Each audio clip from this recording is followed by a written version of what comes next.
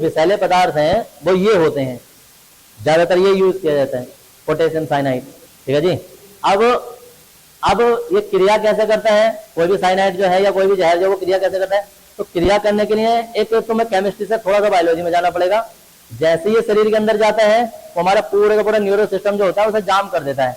जाम करने का मतलब है कि जैसे किसी व्यक्ति को कोई सांप काटता है, न्यूरोटॉक्सिन शरीर में चला गया, न्यूरोटॉक्सिन शरीर में गया तो वो काम क्या करता है, हमारे ब्लड में, हमारे इसमें जितने भी हमारे पास नर्व्स हैं उसमें ब्लड जा रहा है, इस ब्लड को जमाना शुरू कर देगा, और जमाना शुरू करते करते ऐसे बनाते हैं जैसे वो मांस का टुकड़ा होता है। अब जो कोई चीज द्रव है वो तो आसानी से जा रही है, फ्लो हो गए, लेकिन जो चीज जाम हो गई, गारा बन गया, कीचड़ बन गई, मोम बन गया, ऐसे टाइप से इतना हार्ड कोई चीज होगी तो वो नली में कैसे प्रवाहित होगी?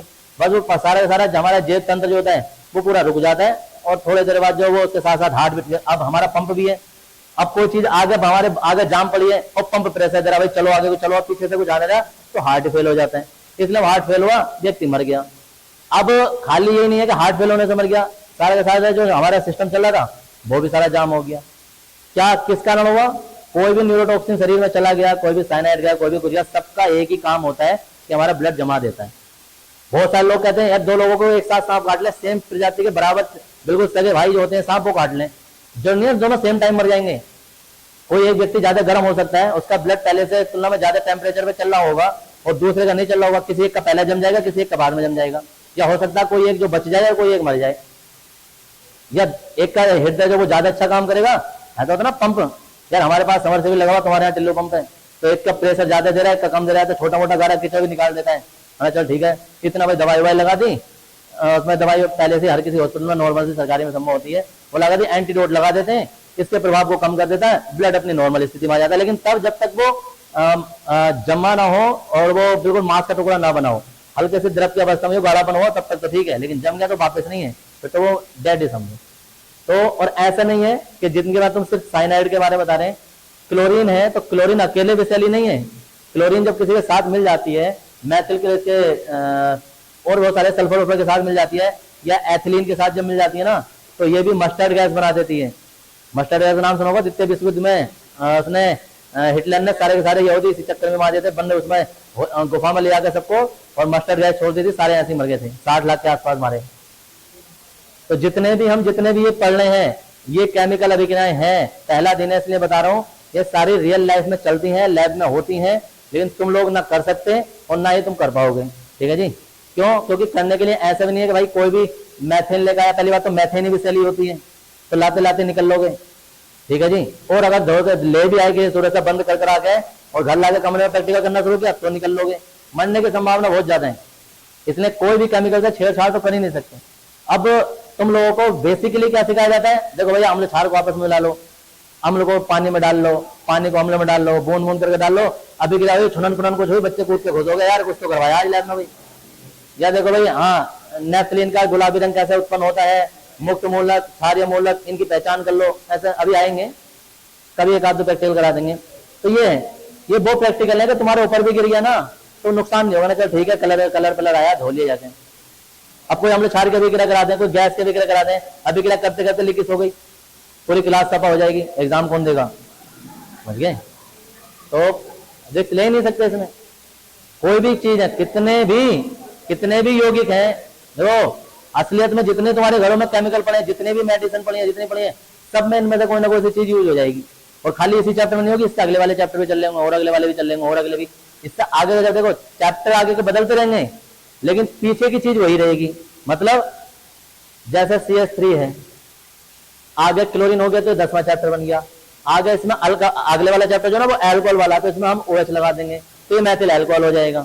अभी इसी में हम इसमें CO लगा देंगे तो साइनाइड एसीटोन हो जाएगा, कीटोन बन जाएगा। ये इसी में हम COOH लगा देंगे तो ये एसिटिक अम्ल बन जाएगा, ये अम्ल बन जाएगा। ऐसे CHO लगा देंगे, एसिटाल्डिहाइड बन जाएगा। ऐसे इसमें NH2 लगा देंगे। पीछे का सिस्टम सब सेम रहेगा, पीछे के 10 के 10 कार्बन वही रहेंगे। आगे के जितने भी चैप्टर चल रहे हैं बस ये आगे का ग्रुप चेंज होना है, इसे क्रियात्मक समूह कहते हैं। और क्रियात्मक समूह बदलते रहेंगे और नया नया चैप्टर आता रहेगा। एल्कोहल आएगा, अभी आगे के बता रहा हूँ, एल्कोहल आएगा, ईथर आएगा, कार्बोक्सिलिक अम्ल आएगा, एल्डिहाइड आएगा, कीटोन आएगा, एमीन आएंगे। ये सब चैप्टरों के नाम बता रहा हूँ मैं तुम्हें, पीछे का सब वही रहेगा। इसलिए बंद बनाने सीख लो। अगर कोई तुमसे ये कहे कि CH2 और Cl बताओ इसका नाम, तो तुम कहोगे ये नाम नहीं हो सकता क्योंकि इसकी अभी बैलेंस ही पूरी नहीं है। पहले वैलेंसी 4 पूरी करो। कैसे? क्योंकि एक बंद तो ये है Cl का और दो ये है, भी वैलेंसी पूरी करो, या तो यहाँ H बढ़ा या ये इसमें कुछ बढ़ाओ, तब तो इसका आगे को नाम संभव नहीं है, कुछ नहीं है। समझ गए?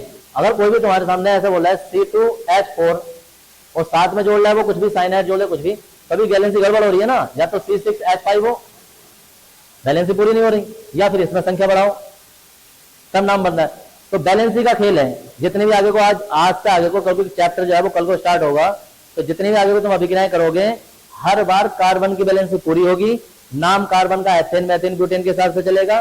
क्रियात्मक समूह इस चैप्टर में ये वाले चलेंगे, ध्यान से देख लेना, चारों के चारों यही चलेंगे, इसके अलावा तुम्हें दूसरा नहीं मिलेगा पूरे चैप्टर में। और CH3 के स्थान पर जब आधा चैप्टर हो जाएगा तो ये बेंजीन वाला यौगिक आ जाएंगे, एरीन जिसे कहेंगे। तो एरीन और एल्किन लगभग साथ साथ चलते रहेंगे तुम्हारे, और पूरा चैप्टर यही है। क्लोरोफॉर्म भी इसी में बनाएंगे हम, फॉर्मल वो आयोडोफॉर्म भी इसी में बनाएंगे। सोने वाली गैस, मरने वाली गैस, जितनी भी गैस होंगी, निंद्रा औषधि, हाँ निद्राकारी औषधि भी, युद्ध गैस भी जैसे हम युद्ध में छोड़ जाते हैं, आंसू गैस भी, सब इसी में पढ़ेंगे। अगर इस चैप्टर को तुम डेली आते रहे, रोज रोज पढ़ते रहोगे तो चैप्टर बड़े मजे का है। क्यों है? क्योंकि सारी चीजें तुम्हारी रियल लाइफ से जुड़ी हुई हैं। आंसू गैस, अगर आंसू गैस सुना होगा, बनाएंगे भी, फिर वो काम कैसे करेगी और बच्चा कैसे जाएगा उससे। क्योंकि जितने लोग, अब पता चला तुम कहीं भीड़ भाड़ में हो, पुलिस ने आंसू गैस छोड़ दी, आंसू गैस छोड़ दी, तो उसका सिंपल से कारण उसमें जो सल्फर के कण होते हैं आंख पर जाके चिपकते हैं, आंसू निकलते हैं। समझ गए? सिंपल सा फंडा होता है उसका। बचने का तरीका यह है कि बहुत सारे लोग अब जिन्होंने साइंस पढ़ ली या जिन्हें किसी साइंटिस्ट ने बता दिया, किसी ने, तो उनसे बोलते हैं गीला कपड़ा बांध के करो, उसमें धरने में घूमते रहो आराम से जहां भी।